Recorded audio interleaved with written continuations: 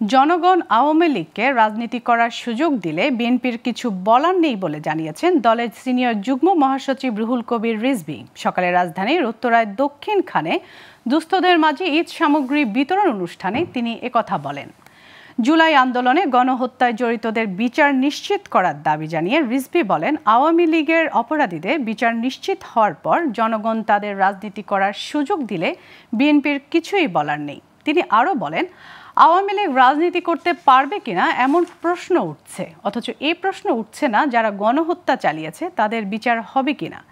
বিএনপির এই জ্যেষ্ঠ নেতা আরও বলেন, যারা অপরাধের সাথে জড়িত তাদের বিচার হতেই হবে। ভবিষ্যতে আর কোনো ফ্যাসিবাদের উত্থান যেন না হয় সেজন্য সবাইকে সতর্ক থাকার আহ্বানও জানান রিজভী। গণ আন্দোলনে রক্ত ঘটানোর জন্য, ধ্বংস করার জন্য, দমন করার জন্য কার নির্দেশ? আওয়ামী লীগের কোন নেতাদের নির্দেশ রয়েছে?